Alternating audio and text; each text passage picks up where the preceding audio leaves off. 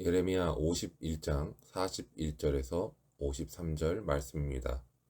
슬프다. 세상이 함락되었도다. 온 세상에 칭찬받는 성읍이 빼앗겼도다. 슬프다. 바벨론이 나라들 가운데 황폐하였도다. 바다가 바벨론의 넘침이여 그 노도 소리가 그 땅을 뒤덮었도다. 그 성읍들은 황폐하여 마른 땅과 사막과 사람이 살지 않는 땅이 되었으니 그리로 지나가는 사람이 없도다.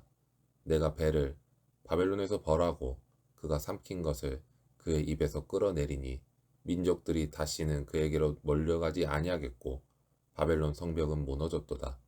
나의 백성아, 너희는 그 중에서 나와 각기 여호와의 진노를 피하라.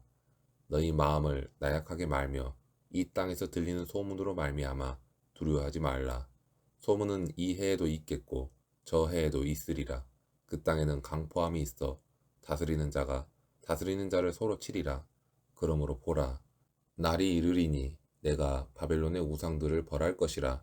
그 온 땅이 치욕을 당하겠고 그 죽임당할 자가 모두 그 가운데 엎드러질 것이며 하늘과 땅과 그 안에 있는 모든 것이 바벨론으로 말미암아 기뻐 노래하리니 이는 파멸시키는 자가 북쪽에서 그에게 옴이라. 여호와의 말씀이니라. 바벨론이 이스라엘을 죽여 엎드러뜨린 같이 온 세상이 바벨론에서 죽임을 당하여 엎드러지리라. 칼을 피한 자들이여 멈추지 말고 걸어가라. 먼 곳에서 여호와를 생각하며 예루살렘을 너희 마음에 두라. 외국인이 여호와의 거룩한 성전에 들어가므로 우리가 책망을 들으며 수치를 당하여 모욕이 우리 얼굴을 덮었느니라. 보라, 날이 이르리니 내가 그 우상들을 벌할 것이라. 부상자들이 그 땅에서 한숨을 지으리라. 여호와의 말씀이니라. 가령 바벨론이 하늘까지 솟아오른다 하자 높은 곳에 있는 피난처를 요새로 삼더라도 멸망시킬 자가 내게로부터 그들에게 임하리라. 여호와의 말씀이니라. 고대 사람들이 가지고 있던 신에 대한 개념은 자연을 구분지어서 다스리는 신의 개념을 가지고 있었습니다. 하늘을 다스리는 신, 바다의 신, 산의 신, 그리고 각 도시의 신들이 따로 있다고 생각했습니다. 각각의 신들은 상호 관계가 있다고 여겨서 바다에서는 당연하게도 하늘의 신이 바다의 신보다 약하다고 생각했고, 마찬가지로 다른 지역의 신도 자신의 지역을 벗어나면 약하다고 생각을 했습니다. 그런데 예레미야는 하나님은 유대 민족만을 위한 신이 아니며 유대 지역의 신도 아니며 전지전능하셔서 시간과 공간을 초월하여 모든 만물을 주관하시는 분이라고 선포합니다. 우리가 살아가다 보면 세상을 움직이는 것 같은 보이는 세상의 힘과 능력과 같은 세상의 신은 너무나 가까워 보일 때가 많습니다. 육신으로 느껴지고 현실로 다가오는 것들이 더 귀하거나 심각하게 다가온다는 것입니다. 그래서 하나님의 나라, 하나님의 뜻과 같은 신앙의 것들은 오히려 현실과는 너무 동떨어져서 멀게만 느껴질 때가 많습니다. 유대인으로서는 바벨론의 포로로 지냈을 때 바벨론이라는 나라가 오히려 현실처럼 느껴지지, 언젠가 할아버지로부터 들었던 저 먼 나라에 대해서는 더 멀게 느껴졌을 것입니다. 그리고 신앙도 하나님이 더 이상 주인처럼 보이지 않았을 것입니다.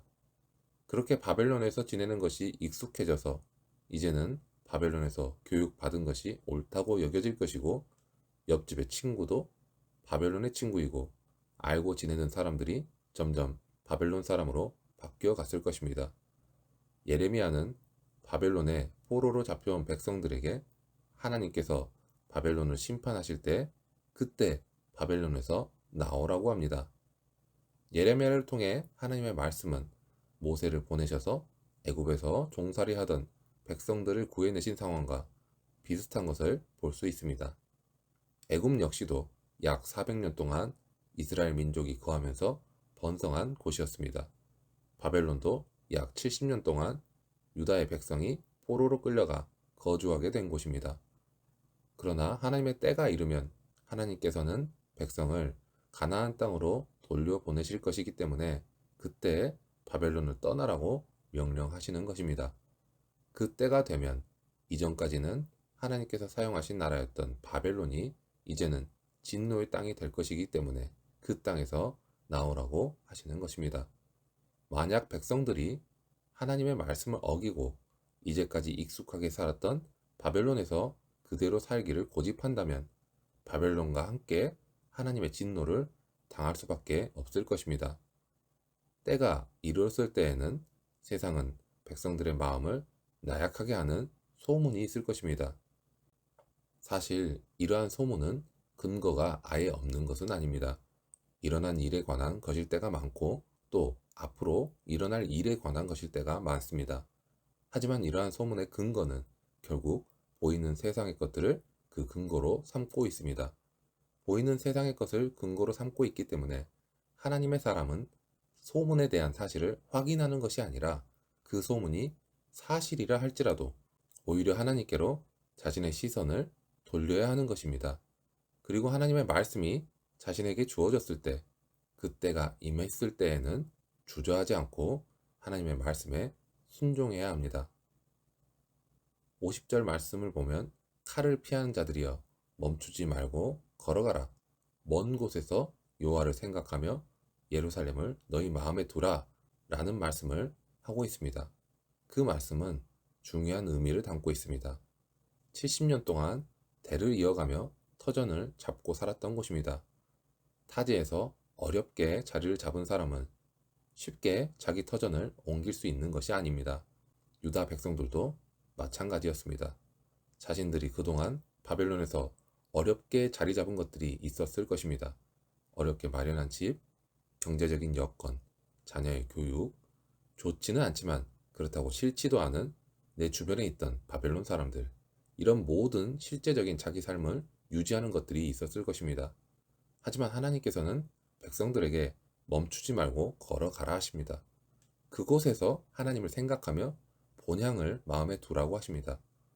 사실 하나님께서 이렇게 말씀하시는 것은 처음에 유다 백성들이 바벨론으로 끌려갈 때에도 하셨던 말씀입니다. 하나님께서는 그들이 바벨론에서 거하다가 때가 되면 다시 하나님께서 원하시는 곳으로 돌아오게 하실 것을 약속하셨습니다. 지금 백성들에게 임한 상황은 모든 것이 하나님께서 예비하신 길이었습니다. 그때가 언제인지는 모르지만 분명히 예비된 길이었습니다. 시간대는 다르지만 오늘을 살아가는 우리도 하나님을 모르는 세상 속에서 살아가고 있습니다. 언제부터 하나님께서 우리와 함께 하셨는지, 할아버지의 때 하나님께서 어떤 방식으로 인도하셨는지 듣기는 했지만 그 신앙의 여정이 자신과는 너무 동떨어진 것이라 여겨졌고 이제는 그저 하루하루를 주어진 이 삶을 열심히 살아가기에 급급했습니다. 그렇게 하나님의 뜻하심과 인도하심으로 인한 때를 알지 못하며 하나님이 인도하시는 곳이 오히려 너무 멀고 싫은 곳으로 여겨지기까지 합니다.